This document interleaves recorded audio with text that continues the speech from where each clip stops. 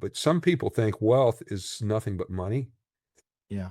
And I think you've probably seen some of those people that, they make all this money and they're still not happy. Yeah.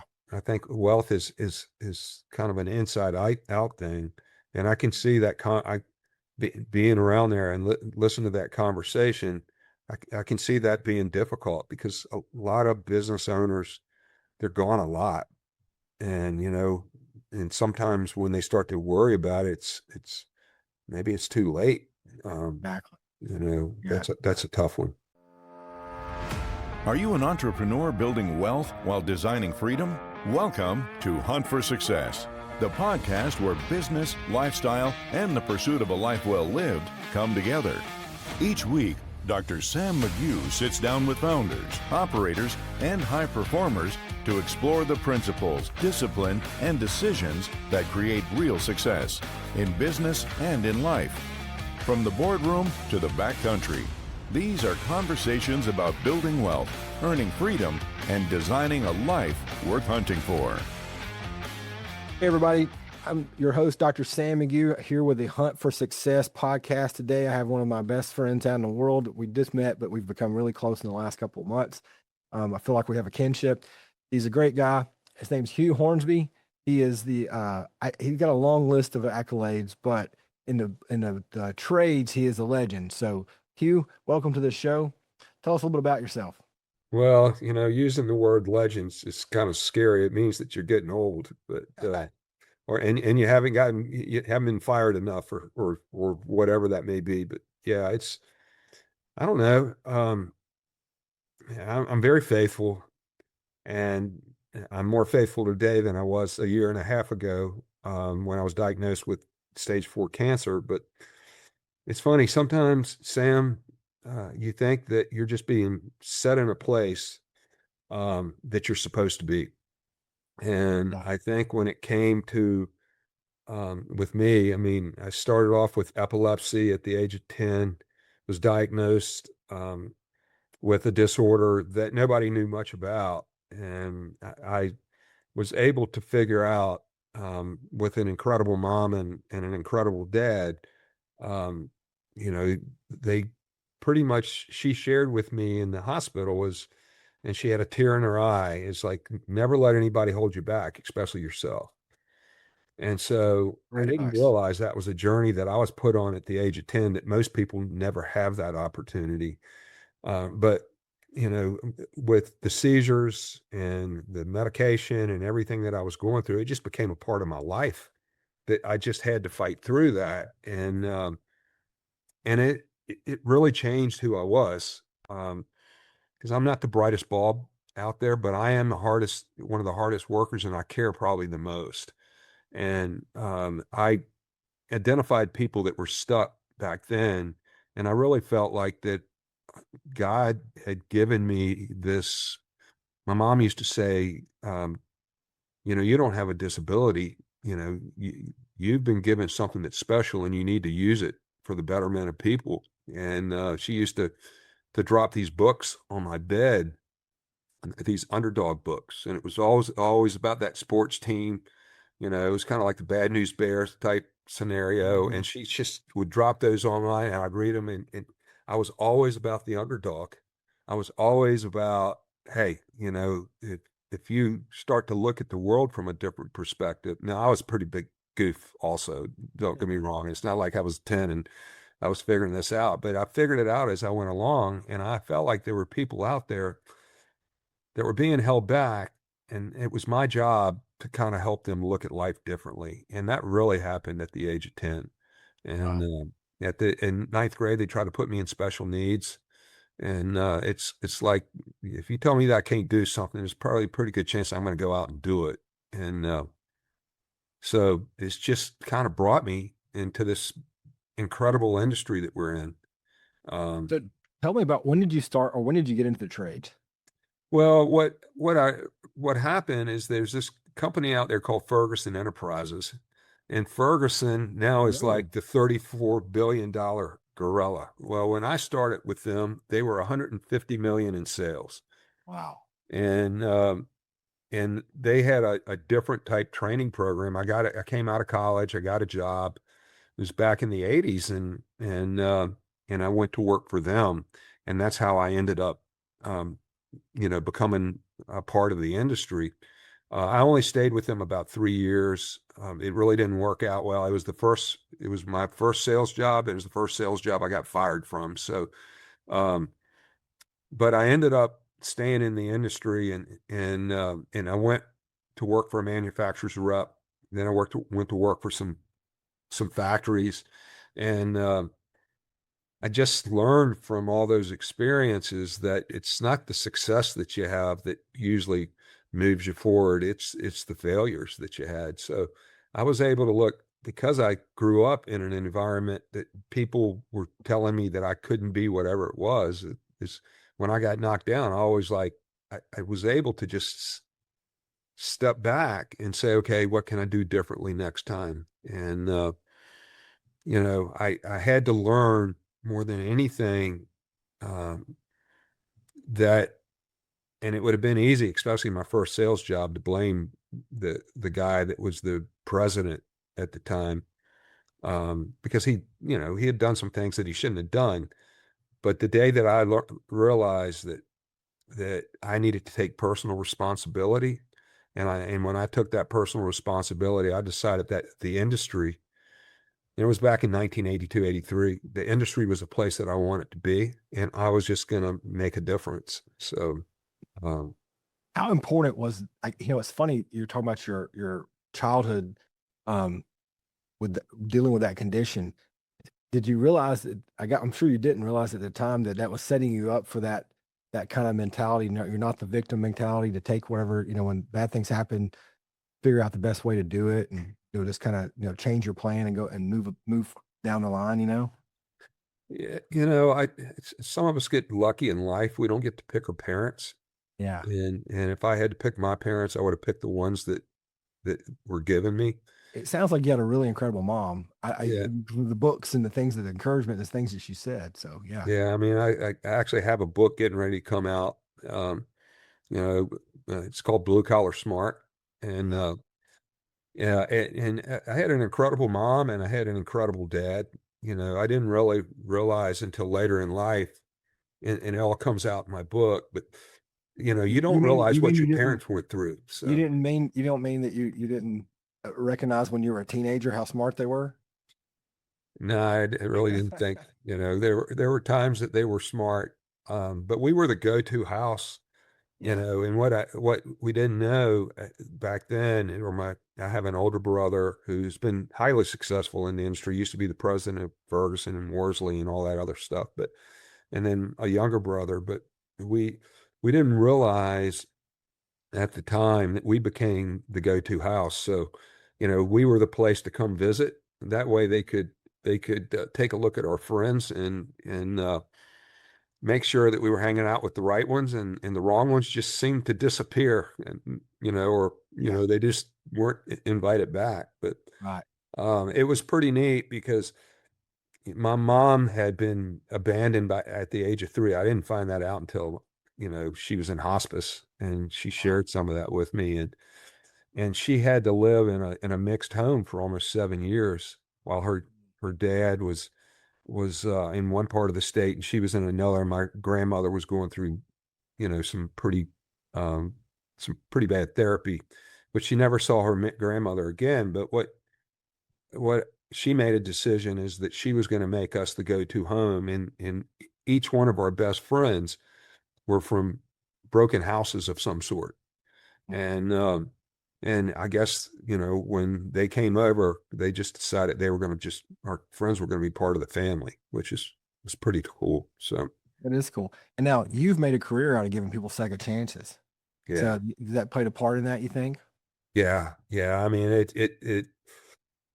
in ninth grade, they tried to send me they didn't call it special needs back then. They just said, hey, you're going to take this little bus and you're going to go way down that way. Yeah. Um, And yeah, I remember coming home and telling my mom about that.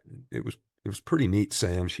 She's looking at me and I'm looking for her to be mad with me, and she doesn't get mad. She looks at me and she takes takes my notebook and gives me a, pen and says, go upstairs. And I'm like, what are you talking about, Mom?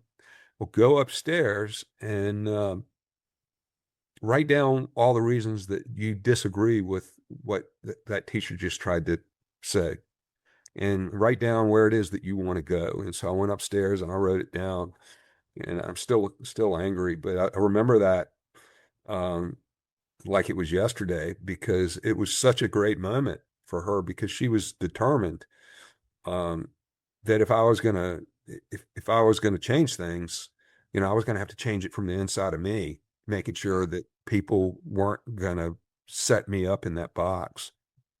That was pretty neat, and so I figured out how to make it to college. My grades weren't great. Made it to college, and when I went to school, um, I went to a junior college, and then I went to a bigger school called Radford University. And when I got there, I I was looking for a fraternity to pledge, and they all told me that I couldn't be president. And I was like, what do you mean I can't be president? Well, you're only going to be here 2 years. So I remember leaving then, Sam, and going in, and I looked at in the dorm room, and there was this thing, hey, there's a new fraternity that wants to come on campus. Well, I called them the next day. I ended up building that fraternity out, and I knew I was only be there a couple of years, and I realized that most of the fraternities, they all had you in some type of box, and I said, we're not going to do that. We're going to find some of these people that maybe couldn't get in some of the other fraternities, or we're just going to build something that's really different. So I went down to the card place, and I had some cards made up. Hugh Hornsby, Alpha Sigma Phi, President Alpha Sigma Phi. I hadn't even been voted president at the time. I went door to door, and I started recruiting people for this fraternity, and Wow. and it was all people that were saying, well, I couldn't get into such and such because I wasn't a prep, or I wasn't a jock, or I wasn't this. I'm like, hey, no, we're building something different. We're building something that you can really be a part of, something bigger than yourself. And it was the neatest thing. So I ended up, I got voted president.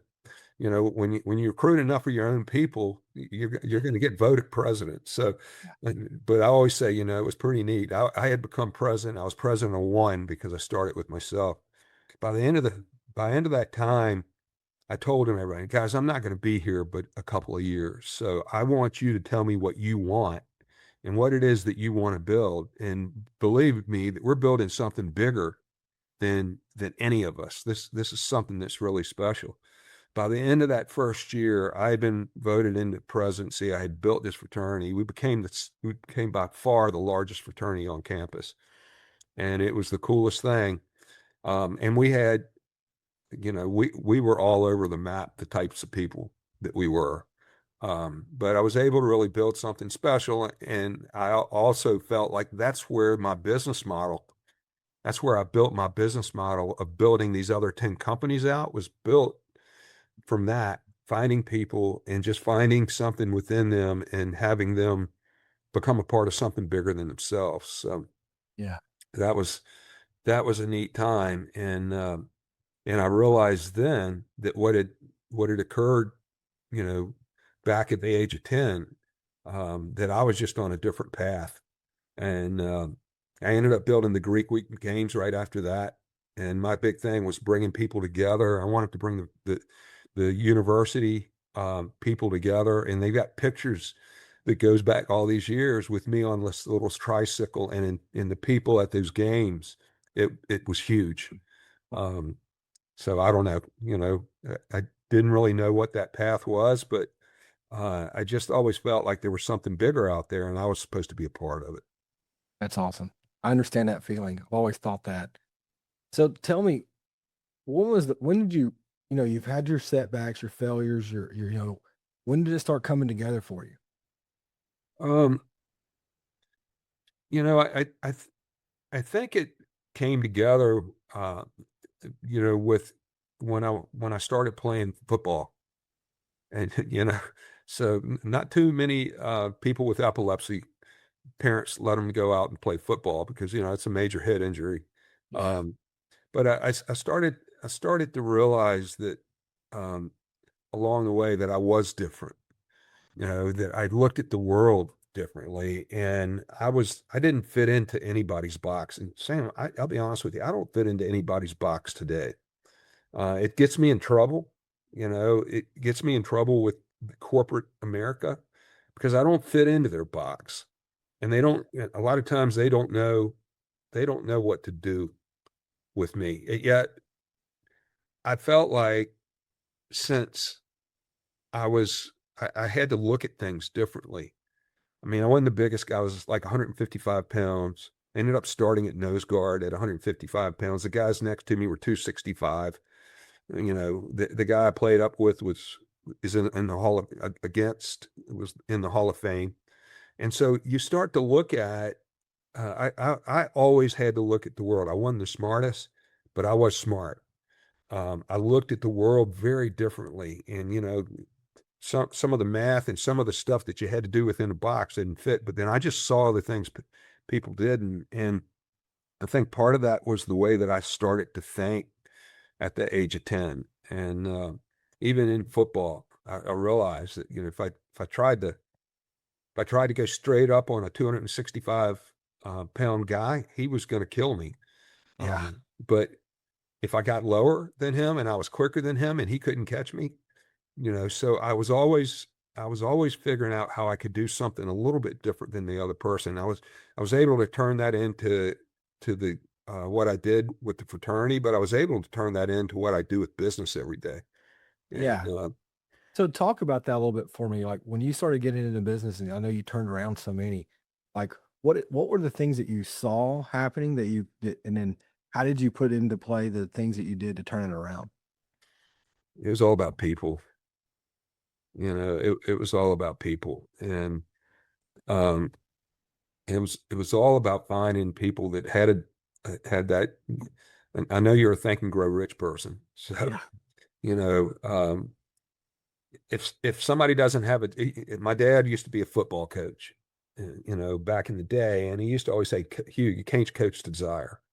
But when you find somebody that has desire, that wants to change, that wants more, but maybe got stuck, you know, um, maybe they got stuck and maybe they started to believe it.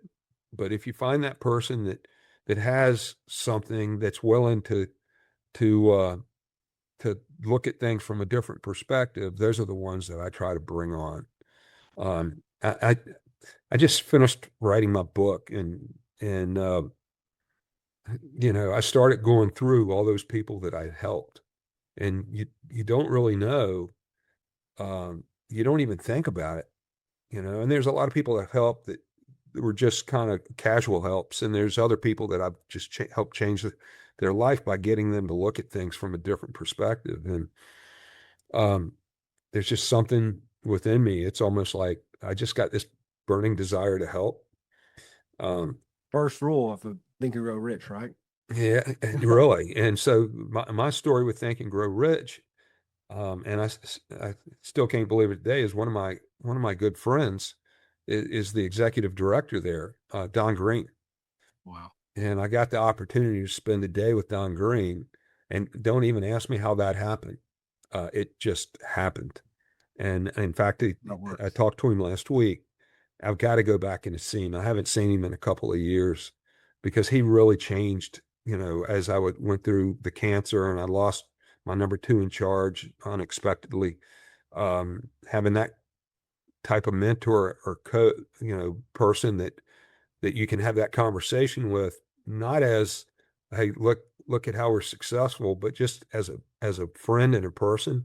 So it's kind of like you talking about talking around the campfire. When I was with Don, we jumped in his car and we drove around, Wise, Virginia, which is in the middle of the coal mines, and he showed me where you know he grew up, which is like a coal mine house, and where you know where the whole Think and Grow Rich thing. Napoleon Hill grew up. He showed me his house, and we just talked as friends.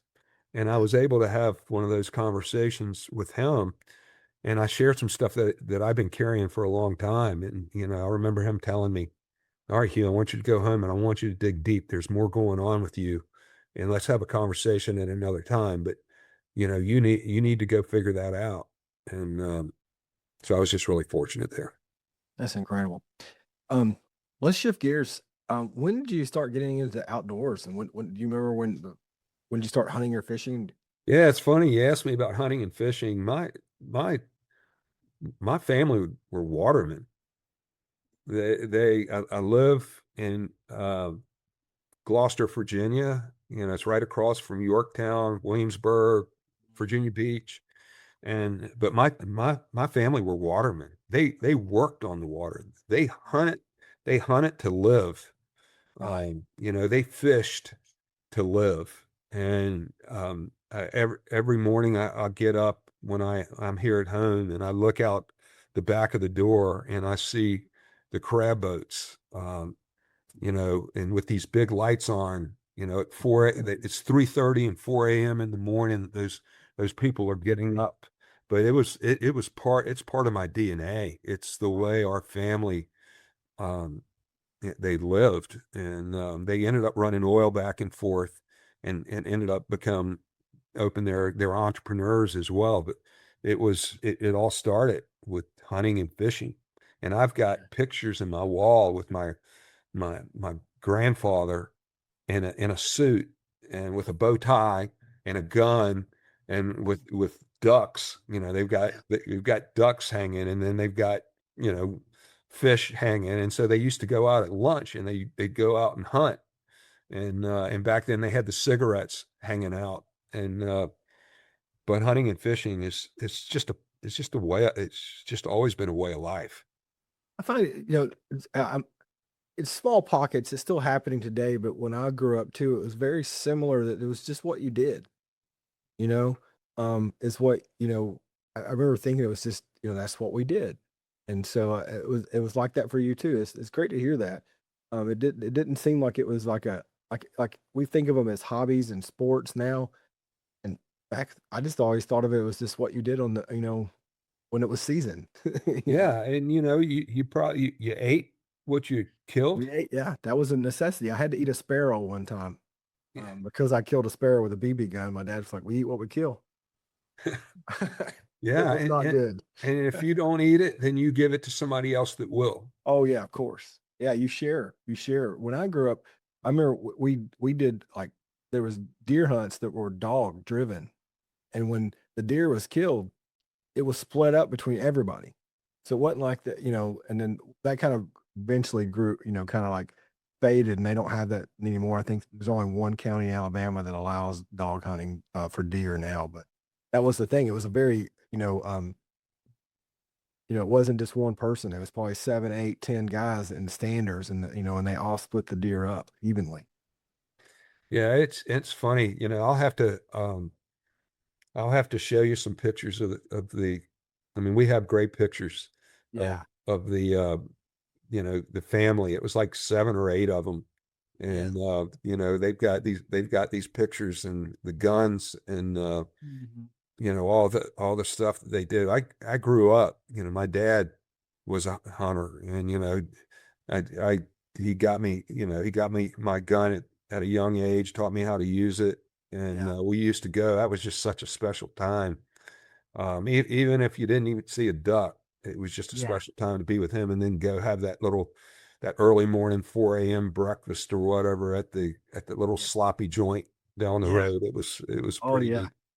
It was pretty neat Those are time. great memories as a child for me too, to think about the same similar things. We had our places we stopped to get breakfast, and then um, do you feel? And when I talk to guys a lot about this, do you feel that those things that happened in like hunting and fishing had any impact on you and in your business life and things like that, or did it?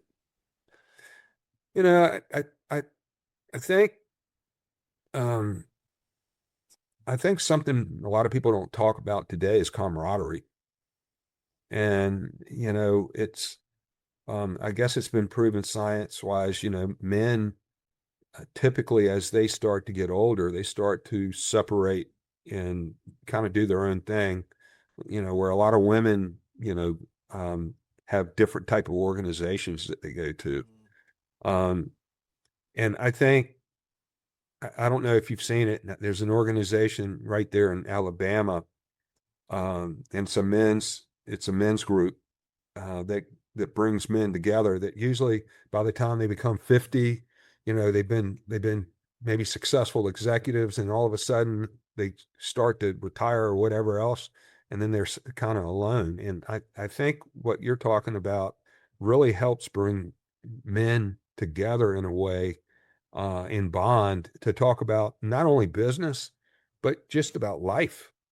And Yeah, because business is about life.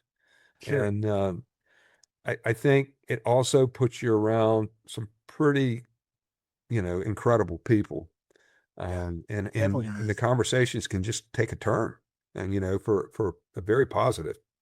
Definitely has. I find that, yeah, sharing the camaraderie around the campfire, talking about your business, talking about your family, talking about hunting stories, they kind of go together. And it's weird that the things that people focus on. You talk about successful people. I was in a room full of really successful people about a month ago, and their biggest concern was how to raise their children, and keep them from being jerks, and wanted to made sure they wanted them to have it's you know we grew up, or we're thinking our parents want to give us everything when they we didn't have everything.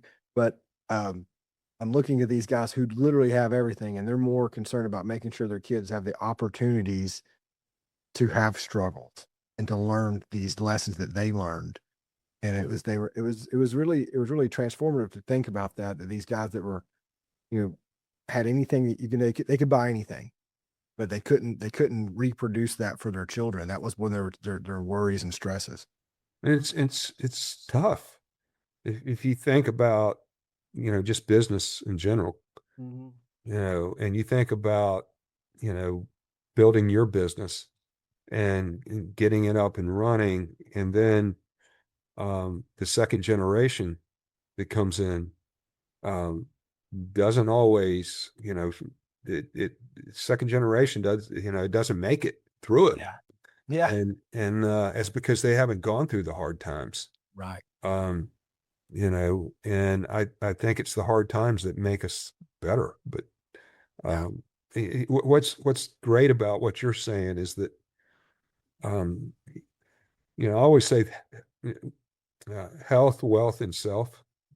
Because if you don't have your health, your wealth and yourself don't really matter.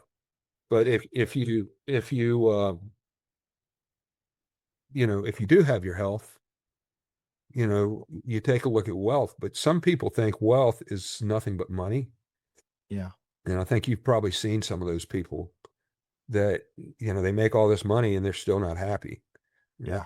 Yeah. I think wealth is kind of an inside out thing. And I can see that being around there and listen to that conversation. I can see that being difficult, because a lot of business owners, they're gone a lot. And, and sometimes when they start to worry about it, it's maybe it's too late. Um, Exactly. Yeah. that's a tough one. So you bring up a good point. I know you've worked like blue collar industries, done a lot of those things. There's a lot of family businesses in that, aren't there? And have you had an opportunity to work with like second generation, like business owners, and help them turn things around? Um, Not really, you Yeah. know, I typically, I just like the people side of it. I find some pretty broken companies that, that I turn around, and they're not broken. They're not all the way broken. Right. They just have certain things that they can't do themselves. And usually, um, what I bring to the table is that they've tried it. They've tried it so many other different ways, and they haven't had success. And theirs is usually, um, it's people. It's all about people. They don't know how Yeah. to really manage people part of it. But I've never really had that second generation. Now, one of the companies that I turned around, I think the next generation is coming in, and it'll be interesting to see how how it turns out. Um, but I've never had that opportunity to go work with, you know, junior or junior, whatever. I've never had that opportunity before. I'm sure it will happen because you see a lot more of that. You know, dad wants to retire, he will and hand it over to and that happens. And I've seen it a little bit. I've not had the opportunity to work with anybody like that, but I have seen it before. Um, but yeah, I think with your background, what have been some of the challenges that you've been able to like help these companies overcome? I said it's just people, but what strategies do you use to kind of turn something around like that? Well, I'm big and I'm really heavy in the sales side of it.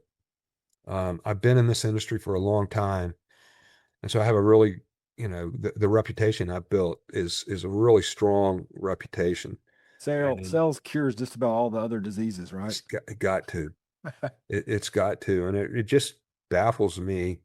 Um, you watch private equity come in and they say, hey, the way that you guys did it's wrong. It did, you didn't do this, you didn't do that. And they're coming in and they're a lot of what they come in for is really needed because they need to kind of redesign the systems that go Right. with it. Because no matter what kind of company you have a system.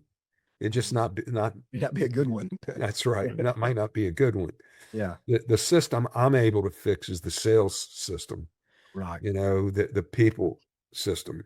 I've And I've, I've found this is happening, and tell me if you've seen the same. It's in their head.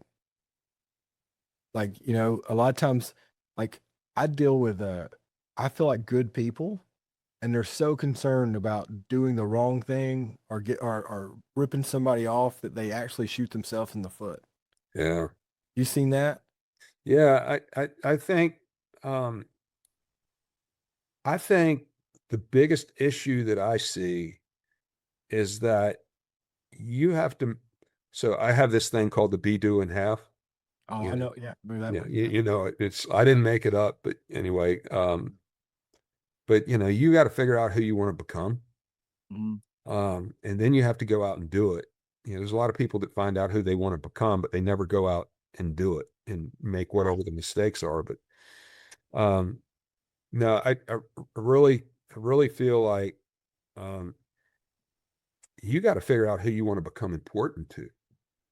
And I think it's hard. Now, most of the businesses I deal with, we're dealing with other businesses. So it's a business to business environment.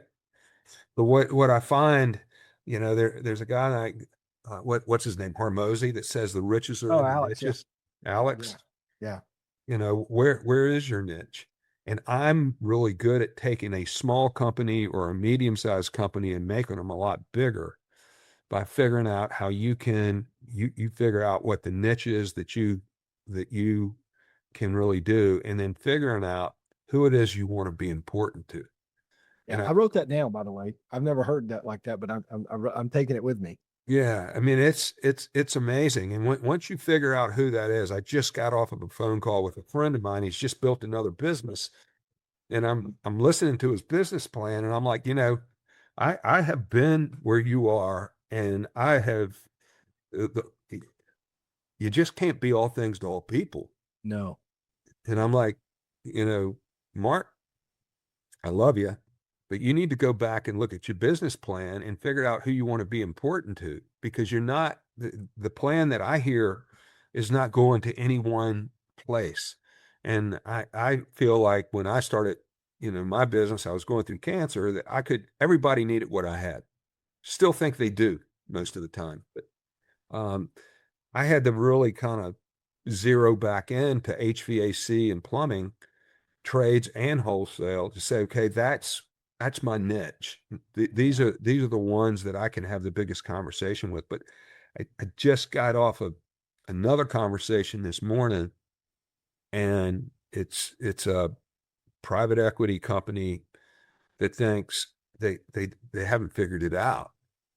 They haven't figured the 80-20, the Pareto principle that's out there has been out there for I don't know how many years, but 20% of what you do is going to give you 80% of your results. So figure out who that 20% is, figure out who that 10% is, and become important to them. And then if you want to grow business, a lot of times what I find is that, my first job, I got fired because I was like, if I keep all the business, if I keep all the business I have, and then I go out and find all these other customers, when I come in, I am going to be catch me out. Well, guess what? Went out and found all these other customers and lost the business that I had because I wasn't taking care of the ones that had been taking care of me. And I think that's one of the things that we have to look at just as people and in business is who do you want to be important to? And then That's become important to them. that's such a good, if nothing else, if no one else gets anything out of this one conversation, that's one thing you can take, and that is a incredible principle. But think of it this way. Think about those business owners that have been gone for all that time. Now they're trying to say, okay, I want my kids to, to do a certain thing. Is you got to become important to those people, and hopefully it's not too late. We've all done it. We've all made our mistakes. I got 3 kids, and I know what mistakes look like. But we've got to become important to them. And I think we're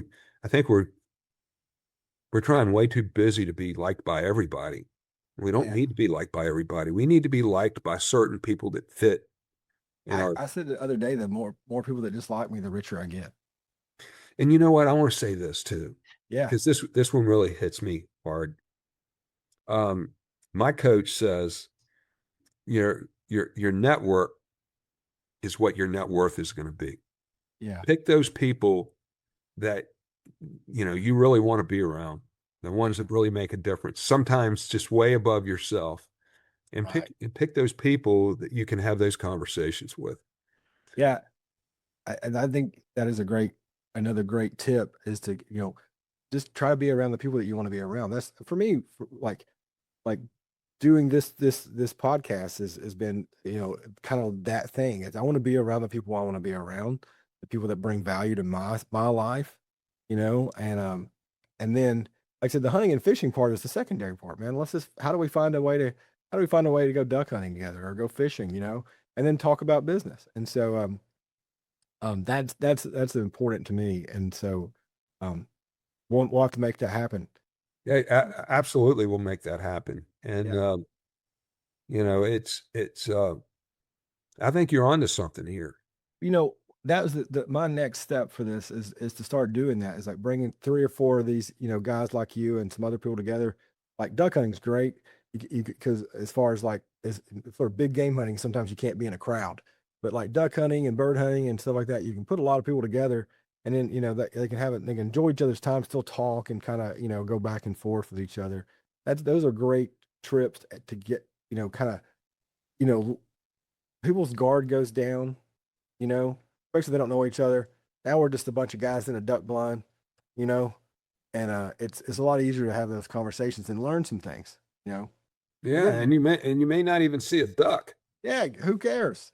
I remember sitting in those duck blinds with my dad, and he was he was an entrepreneur, and he was busy all the time. But when we got in that duck blind, we could have some conversations, and that was kind of neat.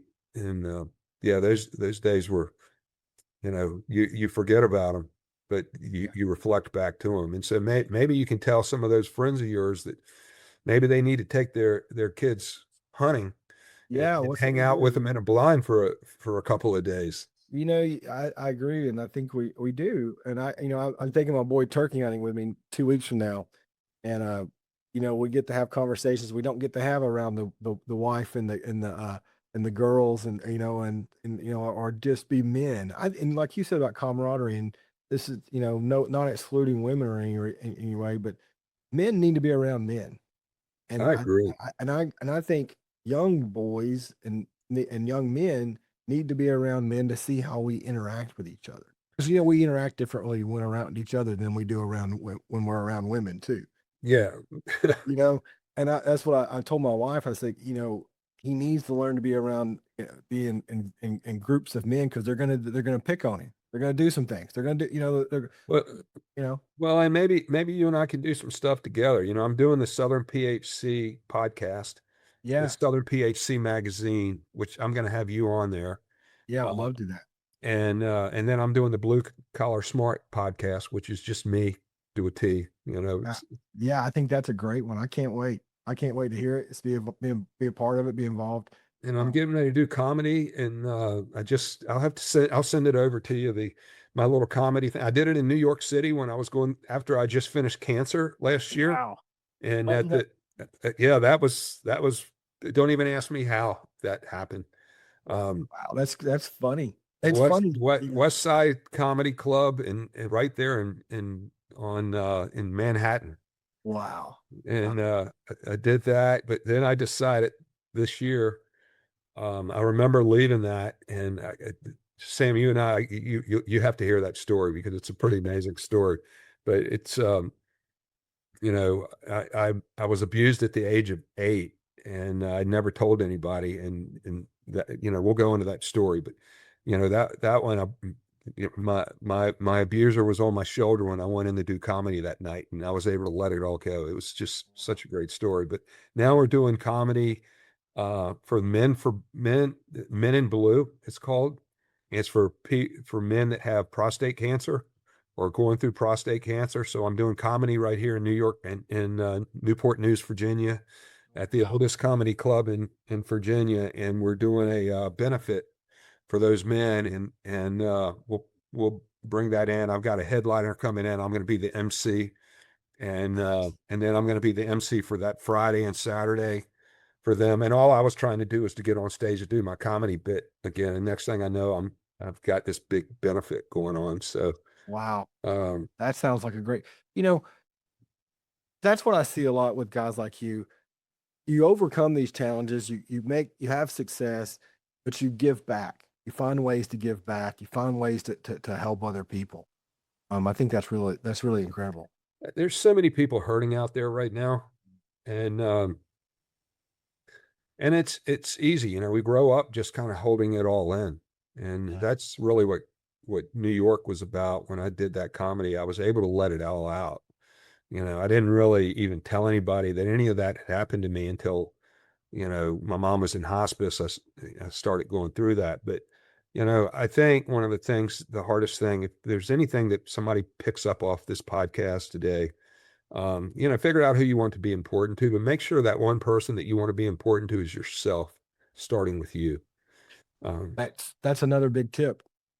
I mean, uh, you said it earlier about um like getting out of your own way. Kind of, you said something like that about yourself. Like, if don't let anybody hold you back. That was it. Don't let anybody hold you back, especially yourself. Yeah, that's my motto. And Yeah. and that was my mom. That's what my mom told me. And that's actually in my comedy. I'll have to send it to you. Yeah. That's part of what went on with my comedy. And and comedy is pretty amazing because I'm not a professional comedian. I'm getting better at it. Yeah. But really it's about being vulnerable. And what Yeah. comedy really did for me was I got really vulnerable. I mean, I went deep, and I did, we mentioned Don Green of the Napoleon Hill Foundation. He told me to Yeah. go deep. I went deep, Yeah. and I had to pull that out. And once I was able to let that go, I knew going up on that stage was not about me. It was not about me being funny. It was about me being bigger. It was about a cause, and it was Yeah. helping people who have gone through whatever the trauma is. And in that case, it was cancer, and looking at it and being able to laugh at some of the things that happened along the way. So, um, but it really, when I walked off that stage that night, um, I can't tell you. Um, I mean, I can't tell you how I felt. And I walked in that night, and I'm looking at Rodney Dangerfield's, Jerry Seinfeld. Their pictures are all Oh up on yeah. the wall, Yeah. and I'm like, and so my other big thing is that words matter, And, my mind's trying to tell me, what in the hell are you doing here? Have you lost your mind? My wife had told me I'd lost my mind. She said, you're not even funny. And, I was like, I know, honey, this is bigger than me. And I remember walking in and my mind was trying to play tricks on me, like, fear and whatever else. And I just said, nope, I am going to be great. And my story is that I'm sitting there in the green room. You got all these comedians. These are professional comedians. And here's me. I've never even gone on stage, for that before. And I always say that I get this tap on my shoulder, and it's Randy. Randy Townsend was the kid that abused me at the age of 8. And he's nowhere to be found now, but, I carry him with me. And he's like, hey, we got this. And so I was able to let it go. And I was able to let that go. And then when I went on stage, it was like, I don't know, it was like something bigger just kind of took off. And it was a pretty special time. Wow. You're doing so much. So what's up? What do you got going on for the next? So you're doing the podcast, the blue collar smart podcast For the trades and trades. I think it's underdog proven and in trades worthy or something like that. I don't know. Yeah. We're coming up with a name. I think you're going to do really well with it. There's a lot of, we didn't touch on it, and I kind of want to touch on it. I have a theory, and I don't know if you agree, but, and I tell this to some of the other guys in their trade, is you got to get big. You can't be small. And the reason why I do believe that private equity is going to come and crush a lot of people, small guys. They're going to, and so like you got no option. You have to get big. And I think, and we see it either the big guys are gobbling up the little guys, or the private equity is gobbling up the big guys. And so before you know it, your profit margins are going to shrink. And I think that, when you're out there, like there's a certain size you got to get big enough to sell, or big enough to gobble up people yourself. Yeah, and it's a lot of those, and I'm on a couple of boards for AI, and I one of them I introduced you to. It's for some of the smaller companies, but I've got another one called iWallet that I'm on that board. I've got to introduce you to him. He came here from Russia. He's an amazing guy. You got to introduce me to that guy. And the other one is Distro AI. I've been on his board for about 3.5 years. And, AI's going to really change things, but AI is not the answer. It's just a tool that's going to help businesses become better at some of the harder things to do. But what I loved about the conversation I had with you, because I think you're right, private equity is going to continue. If you Google it, it's like 800 companies were sucked up last year in the trades alone. Yeah. And then if you're driving down the road, you're taking a look, and now you got everybody's a home service provider, where they used to be HVAC, used to be plumbing, used to be electrical. Now, now they're putting them all together. And basically what private equity, I think, does a nice job of is they help create the systems. A lot of those companies don't have the systems set up to really be able to run their business.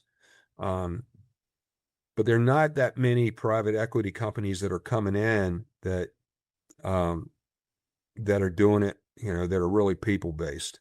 It's to them, they've got one thing on their mind. They're gonna build it and they're gonna sell it. And then you got 24-year-old kids that are in the middle of private equity that are telling everybody else how to run their business. And you got guys that have been running it that are looking at them like, have they lost their mind? But I think there's a place out there, Sam, and you and I talked a little bit about it. What you're trying to do is that finding those people that you can bring in, and you can help them, create the systems, which you've done a great job creating systems with the medical business that you're in. But then also adding the people side to it, that those type companies are gonna be in a position, much stronger position than a lot of the private equity companies, because it's all about people. And and you do what's right for people, you help train them and do everything else. I just think there's really a place for that. Yeah. Like we talked about earlier, solving the people problem. That's really it. Yeah. Yeah. And, but I think our industry on the wholesale industry, it's full of independents, independent wholesalers. Some of them are first, second, third generation. Yeah. A lot of them are second and third generation. But they've used the buying groups to help leverage, some of their business practices. But you're gonna see more and more private equity coming in and trying to grab those up. But listen, I have always worked for companies that are smaller than everybody else, and then you figure out how you can go beat them.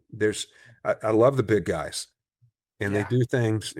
Ferguson Enterprises is an incredible company. They're 34 billion, but they leave so much on the table back behind them because they're doing business in more of a distribution. We can get it to you. It's big, and what they have to do is so different than somebody else that's an independent that can go and do some of the things that really still need to be done today. Yeah. I love a niche like that where you can, I can be like you said, the underdog sometimes can win because, they can do things that the big guy can't do. Yeah. And you can make decisions on it. You can make quick decisions. Yeah. You don't have to go through 8 people we don't have a policy on it and all that stuff. Oh yeah. It's like, oh, we need to do this. And I've been in those meetings. Yeah. It's like we used to be in those board meetings and we'd get around not the Everflow that I was just with, but that the other one was I had the COO or whatever, the operations guy he was my guy. And so I was a sales guy, and we always figured out how to work our way around the board room. Yeah. And the CEO always listened to him. He didn't listen. He listened to me a little bit, but when it came to getting to Paul, what Paul said was good. And so we would set it up. We'd go and I'd get to Paul and I'd say, I'm not real sure, Paul. What do you think? And Paul would say, this is what we need to do. And the CEO would say, okay, this is what we're doing. And that was it. Still sales though. So you had to sell the right person. Yeah, that's right. So, I think everything is sales. You're selling from the minute you wake up to the minute you go to sleep every night, every day. And you know what? It's no different. I've been married going on 39 years now. And a seller on you, Well, she thinks I'm nuts, but because we're really different. But she's also really smart, and she kind of puts me in my place. But it's figure out who you want to be important to. Yeah. When I went through stage 4, when they told me it was stage 4, I remember looking at her, and I remember having tears in my eyes and saying, it's not supposed to be like this. Right. And, what was really important, I think, of a lot of my friends that have gone through all kinds of different scenarios that don't have, that type of wife. And I remember her looking at me and said, I don't care, Hugh, what happens. We're going to make every minute count. So if there's anything that I say on this podcast is we all have an opportunity to make every minute count.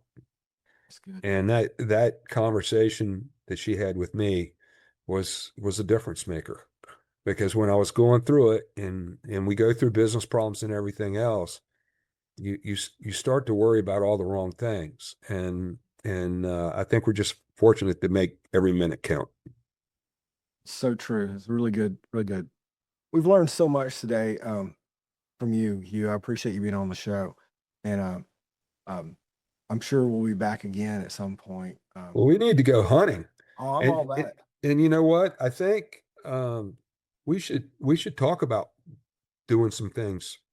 Oh man, trades. I would love to do. I can put together trade. We can put some trade guys together. We can go hunting. We can do all kinds of things. I can put all that together, man. I'd love. Yeah, with the Southern PHC podcast, it's like I have access I have access to some of the just the neatest people, and they keep asking me to be on their boards. So, Well, let's do it. Let's do some hunting. Let's do some masterminding together. We'll see what we can come up with. Who knows?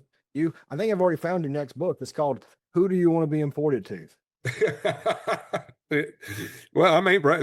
Who knows? I'll get this one published, and the first one you have to do. You gotta publish your first one first. So, Yeah. um, Right. I've already while we've been talking, I've already manifested in my head your next book. That's what it's going to be. no, you need to manifest your book because Oh, I've got a book. I've got a couple books in my head. Oh, you do? Okay. I've got a couple books, and I'm just waiting to pull the trigger on the first one, and then the second one's going to become pretty easy, I think. But the first one, you're going to have to do the one of integrating integrating HVAC into medical, and there's got to be a story there. oh, there's a story, and it's just you know, it's real simple. I'm tired of dealing with insurance companies. Like what my first buddy tried to get me to do roofing. I'm like, no, I don't want to deal with insurance company ever again if I can. That's right. And so like I was like, I just want to work for someone who has a problem I can help fix, and they were willing to pay me to do it. Yeah, maybe you should have become a plastic surgeon. Oh yeah, should have done that. My wife would have probably been happier by that. But maybe. But well, Hugh, I appreciate you coming on. This was a great show. Everybody, signing off with Dr. Sam McGough with the Hunt for Success podcast. Enjoyed having you on, and we'll be back next time. Hugh, good having you on. Hey, I just want to say thanks for the friendship. It's one of the great things I think you're doing here is bringing people together. Yeah. And Well, our good friend Marlon brought us together. oh, I love Marlon. Yeah. Yeah.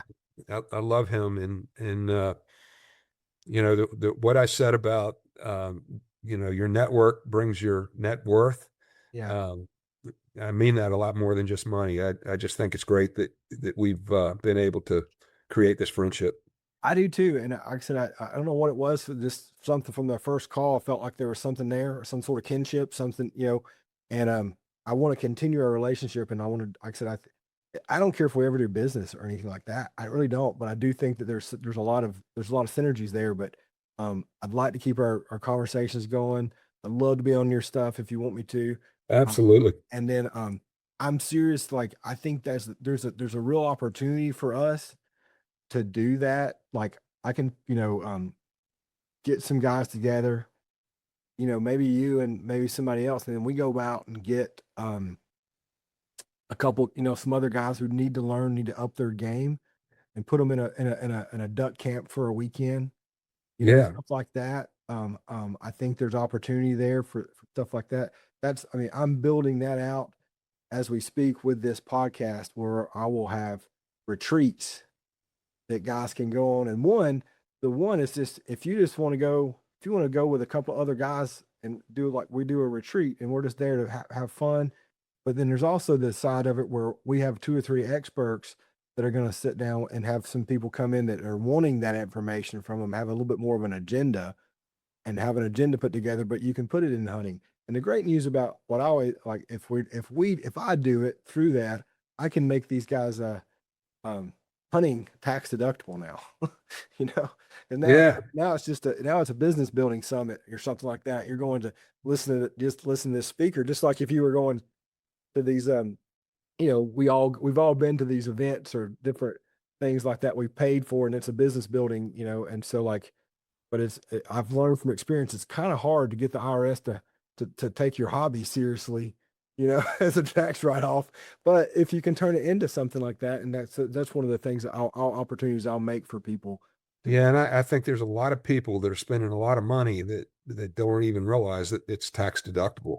Yeah. Well, they're spending a lot of money, like, regardless, right? So they're going to spend the money. They're going to spend the money there regardless but now if we can give them opportunity to do it and learn something and be around some peers that are, like you said, your network is worth your net worth.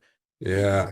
Getting the right room, you're going to learn a lot of stuff. Sometimes. Yeah. I'm next week, I'm going to see Tony Dungy. Oh yeah. Yeah. And he has the Uncommon Man Award, and I was invited. So, nice.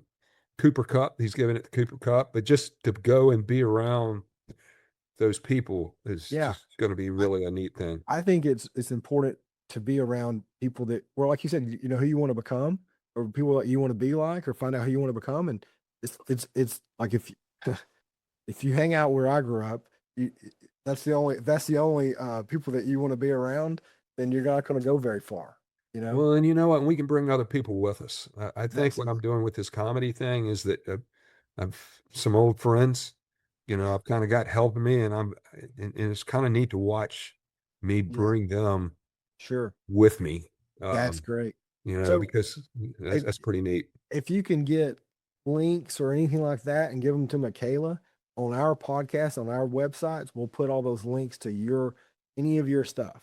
That way, Yeah, that would be great. that way our people can so let's say someone listened to this and then they go they like something or listen to our podcast, then they can find you, too. They can Yeah, find, that'd be great. Hey, and thanks for introducing me to George. Oh man, George's great.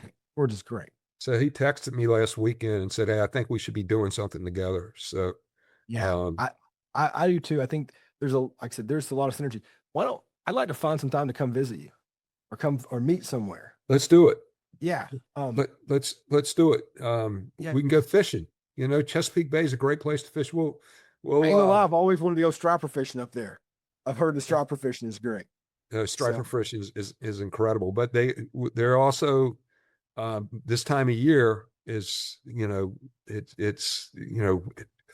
it's just it's so much there. It's Yeah, I would love to come. I will say I've got one like the following weekend, not this weekend, but the next weekend, I'm taking my boy turkey hunting, and that is the next free weekend. It's the only free weekend I have until almost June, and it's killing me. I told my wife. well, we can do the striper fishing and Oh, we can do whatever. I could. cobia are big Oh, here. I love cobia fishing. I love eating cobia and Yeah, striper. but Man, when we go, we're gonna hire a guide that's gonna put us on the fish. I'm happy to do that. I'd rather spend money to have Or we'll go after limit. we'll go out, we'll go deep, we'll go after the tuna. Man, So, any of that sounds, great. And let's like for real. I'll try to get something on the book sometime in either like June or something like that. Maybe June, July. When's a good time? I would say April, May, probably July, June or Okay, July. works. Let me check the water out. Let's Yeah, find out let's make sure the fish are going to be there. that sounds good. Let's like I said, I think that July actually works better. I think we have a June and we have a trip. My wife plans these trips sometimes and it gets in the way of my hunting. Yeah, let's think July and we'll figure something out. Sounds Maybe good. we'll bring some, maybe we'll bring some other people with us. I think that's a great idea. We could probably, bring some, whoever, whatever we want to do. But but yeah, I'll start with this podcast. I'll start doing a couple of hunts and a couple fishing trips a year as part of it, and invite like people like previous, guests, and inviting, like I said, at some point I'll start putting on like an event where you could be like a presenter, and maybe have a couple of it depending on what That's a great that's different. I have a buddy of mine, Dave Sanderson. Dave's I'll introduce you to Dave. You'll love him. yeah. He was on the plane that went down on the Hudson. Oh Yeah. wow. And he was the last one off the plane. He got everybody else off. He's the last one on that wing. Wow. And so he's become one of my best friends and are Yeah. real close friends. And but yeah, he does a lot of those events, but he doesn't do anything. I don't think he's a hunter. Um, We'll make him a fisherman or a hunter one. Whatever. But he's a good guy, and he used to be the bodyguard for Tony Robbins. Oh wow. So Oh man, he's gonna have a lot of stories then. yeah, he's got a lot of stories. He knows a lot of people. So Yeah. Well, that like I said, if we can, that's where I tell all the guys that are on us, like, listen, I'm trying to make this a successful thing. It helps us all if if it becomes more successful. So the more people we know, the more people we get on the shows and do these things, then we kind of build these other trips out and do other things. And you never know what business will come of it, you know? George is big about that. He's like, Sam, you don't realize how many business deals that have nothing to do with this, they're going to come to you if you keep pushing this. Yeah, he spent about an hour with me. He was, it's like I've got brand builders that's been after me as well out of Nashville, Yeah. and I think they're, but when I had the conversation with George, I'm like, he's the real deal. George he's a great guy. Like I said, I don't know anything about your deal, my deal, and I can talk freely about it. I was like, I told him this. It's like last week. I said, hey man, at what point do I start giving you more money? Because you've done it. You've spent your money. I know you've spent the money that I've given you. You've definitely given me the value for it. So I don't like feeling indebted to people. I want to give them back. Yeah. So, No, I'm trying to figure it out because I'm downsizing from the Everflow. It's on there now, but yeah. and I'm doing my own thing, and so I just became a executive advisor for Okay. them. So I've Yeah. moved out of the everyday, and so I've moved out of the everyday, and now all the stuff that I put on hold while we were doing the private equity stuff, Yeah. now I'm just pulling it all off the shelf. So speaking of that, is there anyone or any kind of person that I can send you or connect you to that may help you?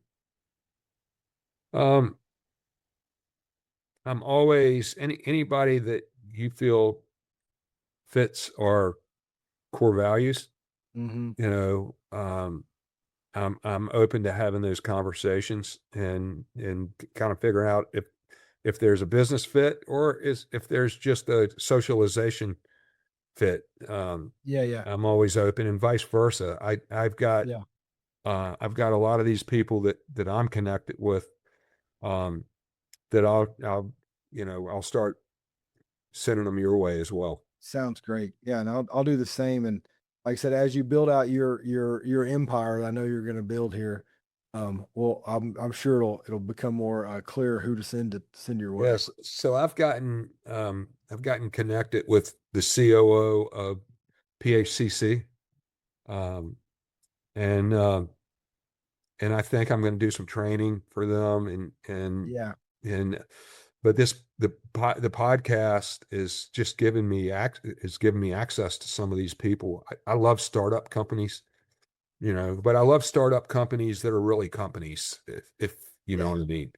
Um, there's a lot of startups out over there that aren't really companies, but and I'm fine with helping people, um, but Yeah. somebody that's really serious about it.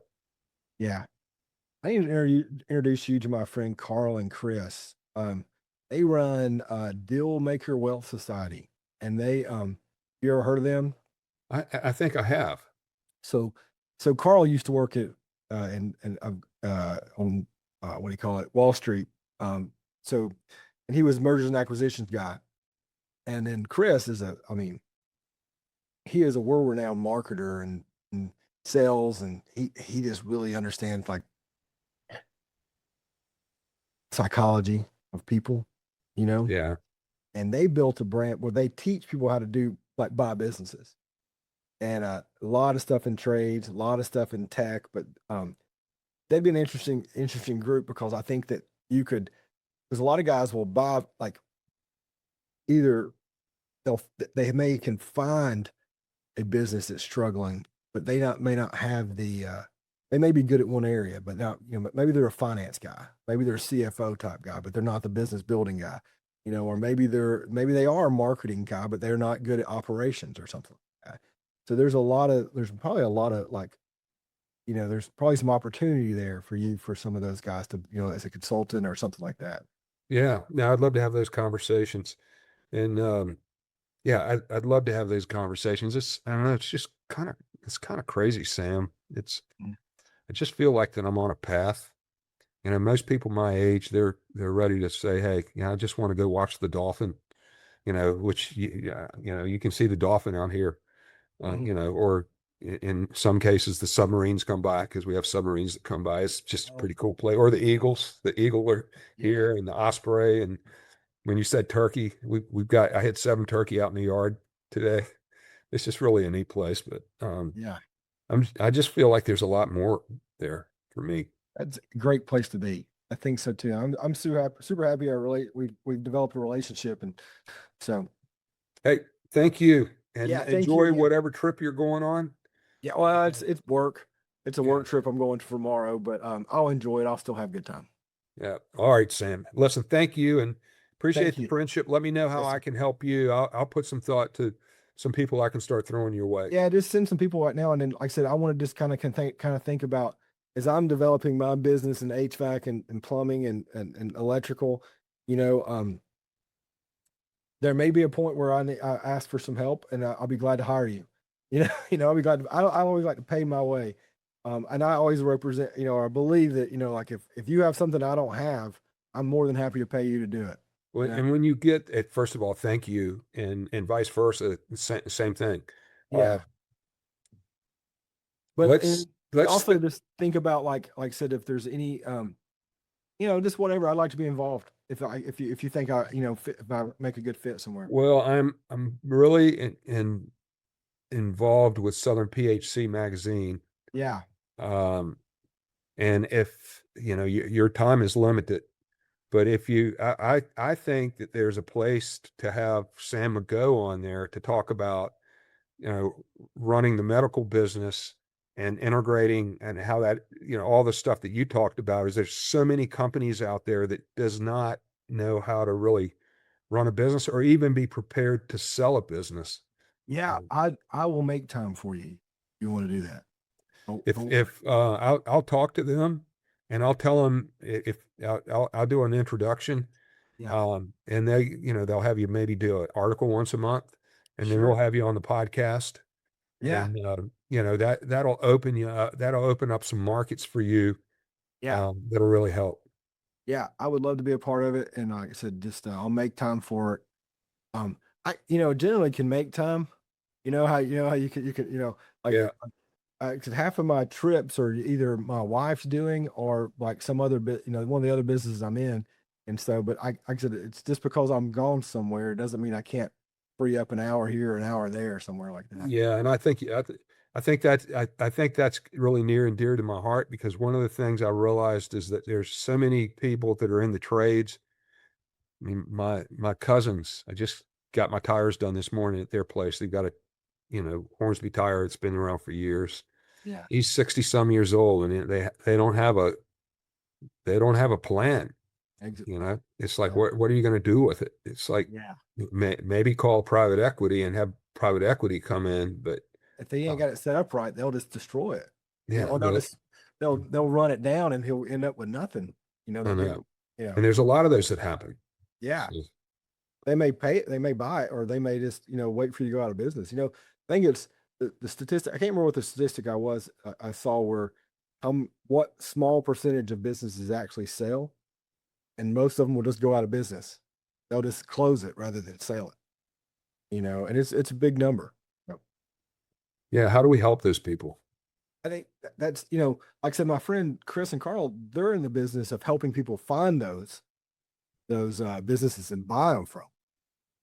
But if we could find them, like, and then I need to introduce you to my friend Jim, who lives in Salt Lake City, and he is a CFO, like high level accountant, and he owns a business called Exit Now, and he helps you exit your business and get it set up correctly, and with the financials and the books and stuff to sell. But if we go out and find like these businesses and go like, you want to sell in 3 to 5 years or whatever it is, here's the steps that you need to take now, to even think about it. I really think there's a place. I think it's a big place for that. Like I said, I'll get the numbers, but the statistic was there was like, especially baby boomer businesses, it was like millions on the market, and only a single digit percent of them would sell. I can't Because really. they don't have anything to sell. Well, I mean, I did due diligence on about 100 businesses last year and didn't buy one. Really? Yeah, because well, it's worth $300,000. Okay, your profit was 112. And okay, and you're the 100% of the business. Well, you know, like, or something like that. I looked at a restoration company last year, and I want to say they wanted 600K for it. And it had about less than $100,000 worth of equipment. It still had quite a bit of debt. I want to say it had about $75,000 worth of debt, and they were profiting about 70K. And it was like, well, we get a multiple. I'm like, you don't get multiples on a business that you don't have any management. You don't get multiples on businesses that that you don't have any profit. Like, well, it's Yeah. profitable. Like, yeah, oh yeah, you back out your truck, you back out your this thing. It's profitable. It's profit. Like I'm not buying a job. If I was buying a job, if I was going to exchange roles with you, and I'm a young man who wants to take over your restoration business, then there's a little bit of value there. And that was the kind of the same story almost in all of these.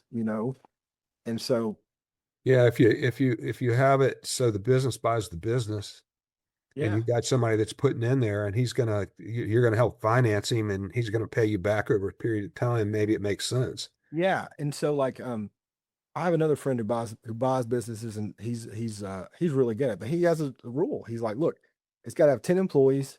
It's between 1 million and 10 million, and I'll buy it. He's like, and I can fix it. He said, but I'm not, I think where the opportunity is the ones that under a million. Maybe under a million to 1.5, because like I said, he's a very experienced operator, and he knows what he's doing. If he's got 10, they've already got 10 employees. They've got some stuff in play. All he has to really do is fix the systems. You see what I mean? And maybe fix a few other things. And that's where a lot of the AI can come in. Exactly. AI come in to take care of all that stuff, and he's an engineer. He'll go in and create tech and stuff and automations to help with some of those things. But the problem is, let's say if I've been running an HVAC company, and I've been just shy of $1 million, and it's one man game, and I've been doing it for 30 years and making a good living, you know, but now what do I do with it? Or when I say making a good living, I've made a good living, but I don't have a nest egg. I don't have a way. And so I was thinking my business one day would be my nest egg. And now, I think there's a big opportunity in going like, yeah, it's going to take you 3 to 5 years to get it there. You need to start now. Yeah, yeah, and you need to start doing something very different than what you've been doing in the past. I tell this to, I've told it to a lot of people, but I was telling it to the guy that's my partner in my HVAC company, and I told him two of the things I think that, like, I was like, this is how you gotta change your mindset. Is, for me, the minute that I realized that everything that I was doing in my business at the time was wrong, and I understood that whatever they were telling me, like, I might as well do that because what I'm doing ain't working. You had to, because like a lot of guys were like, well, they'll they think about something like, I don't think that's the way it works. I'm like, you don't know how it works because you're not successful. Like, like however you're doing it is not working. It's not working. And I told that he was telling me all the things he did not like about his previous employer. This is when we first met. And I said, well, how big a company is that company? Oh, I don't know. And I know them. They're one of the largest ones in town. I said, they're about 20 million, a year in sales. And I said, and how much did you do? And he's like, I did about 1 million. I said, how can they be wrong? How can what they're doing be wrong?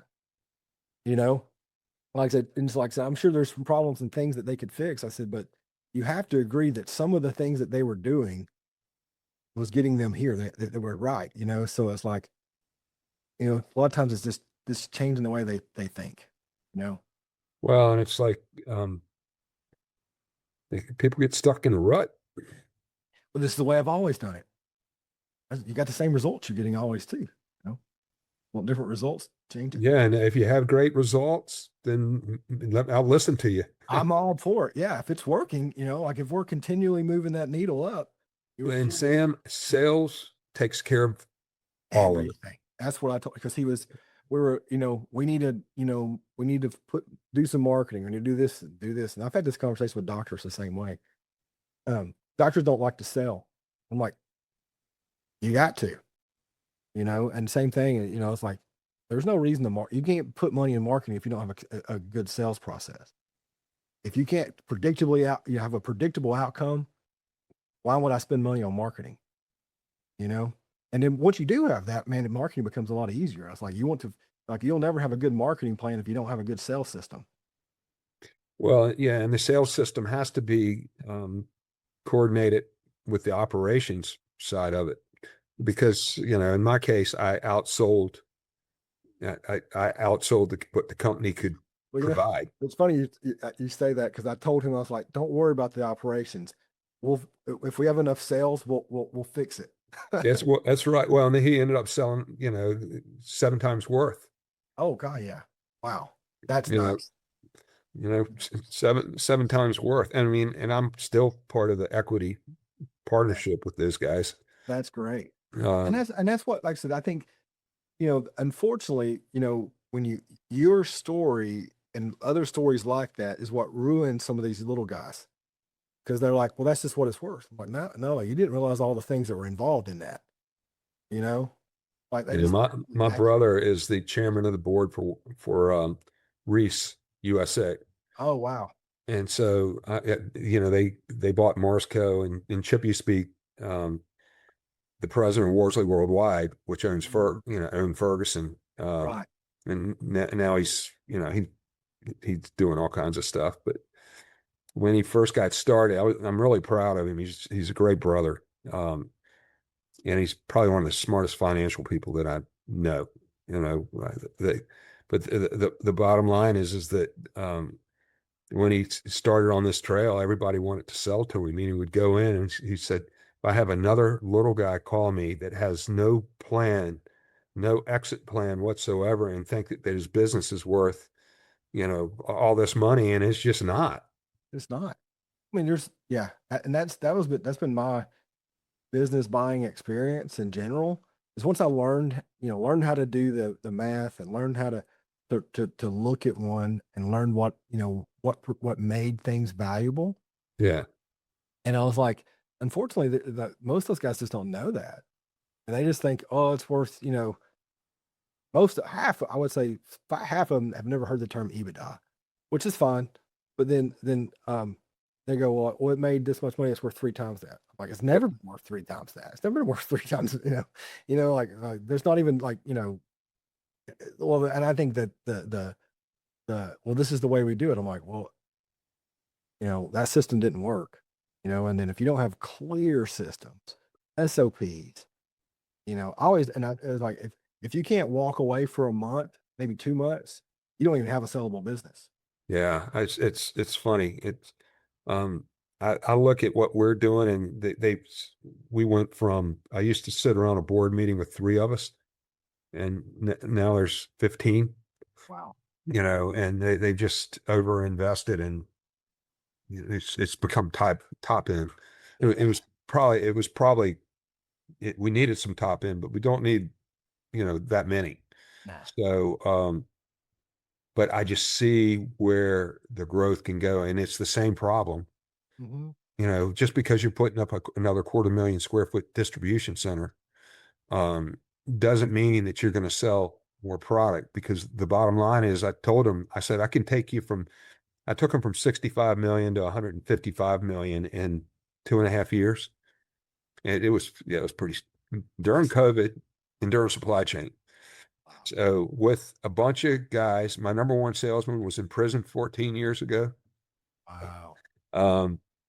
Another guy came from, ran a lawnmower crew. Another one was a finished carpenter. And they kept telling me that, we couldn't find people for the industry. And another one was a burnout guy that ran a HVAC company.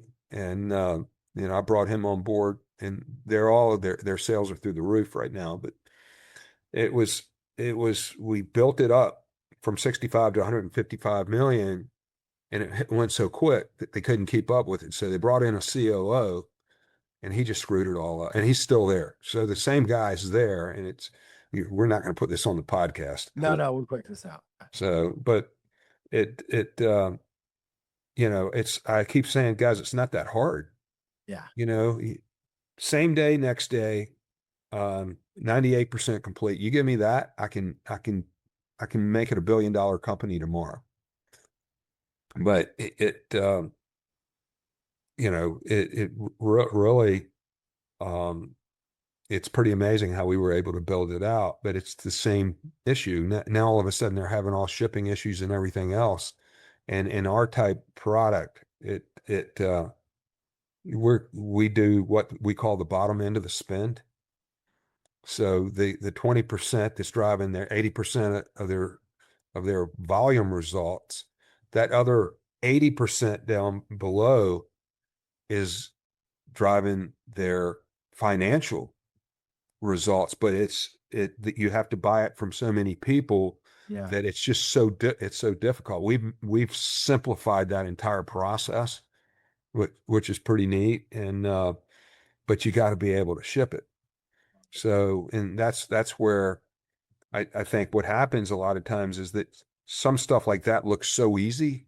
My wife always say, Hugh, you make this look so easy. And I'm like, but it's not. It's actually really hard, but you make it look easy. And when private equity comes in, they look at it and they just think, hey, this is easy. And I was like, you know what? They have no idea they're going to get hit with a hard time. Yeah. They're going to get hit with it, but I don't know. I just think what we're doing, I think there's a lot of great things, a lot of people we can help. Yeah. And so let's figure that out. I would love to. I'd love to be a part of it. I'll throw this out there too, is I'm actively trying to acquire like bolt-ons. I'm going to try to keep doing that, and maybe we talk about that later on about maybe.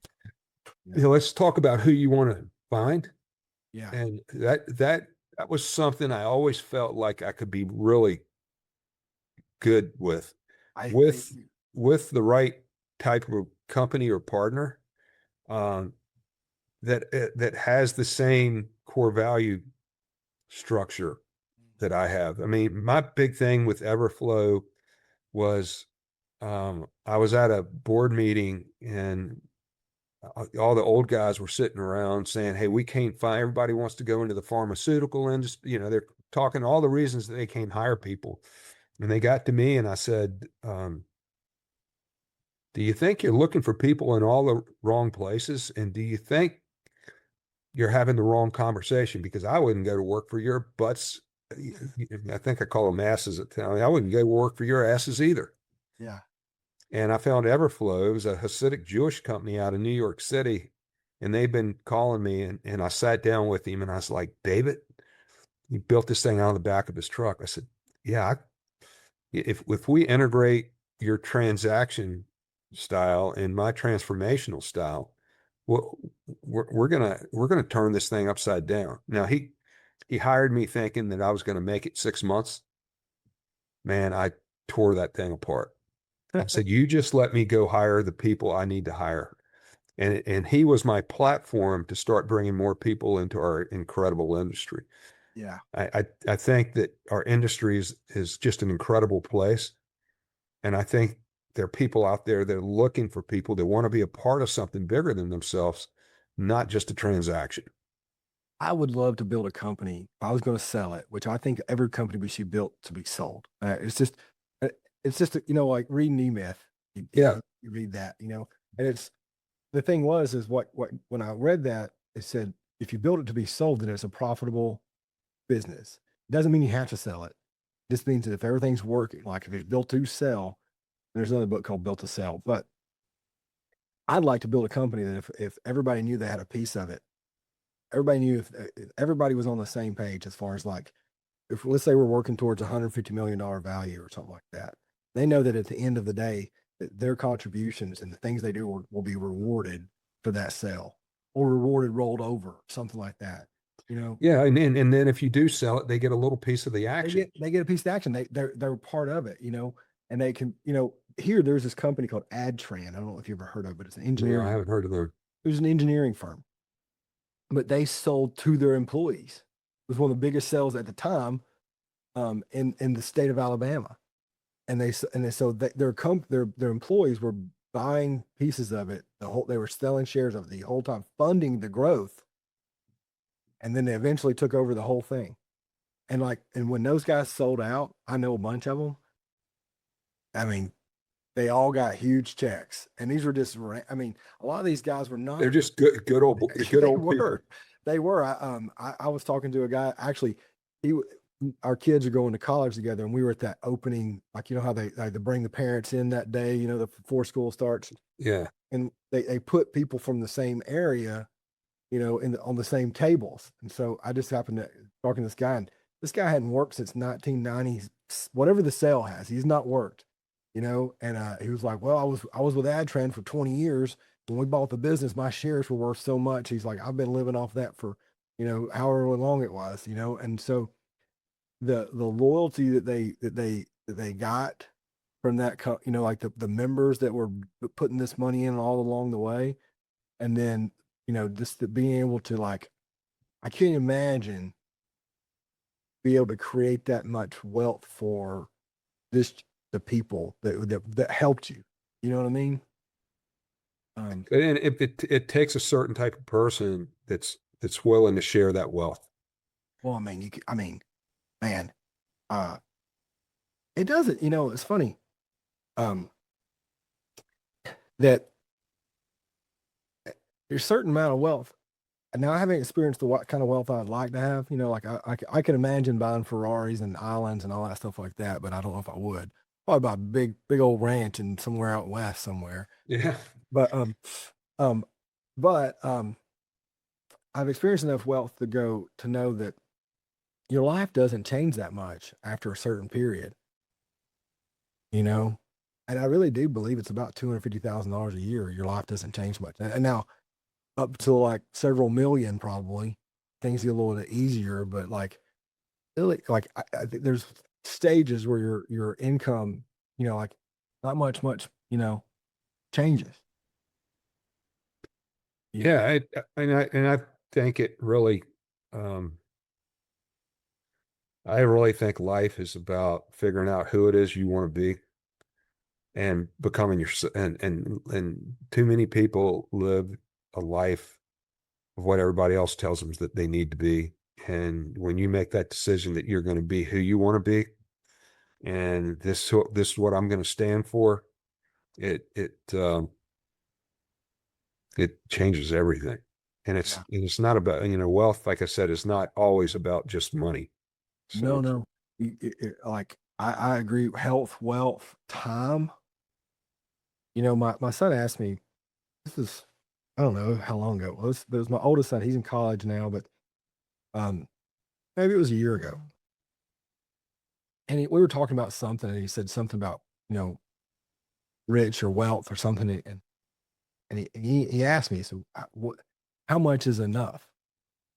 How much is enough? And I said, I don't know. I said, I don't know. I don't even think about that, a number. I said, but for me, enough is when I can do whatever I want to do, wherever I want to do it, with whoever I want to do, for as long as I choose to do it. And that's the goal. yeah. And my big thing when I went through cancer, I actually look at it right here. It's like the law of polarity. And I was a big Bob Proctor guy at one time.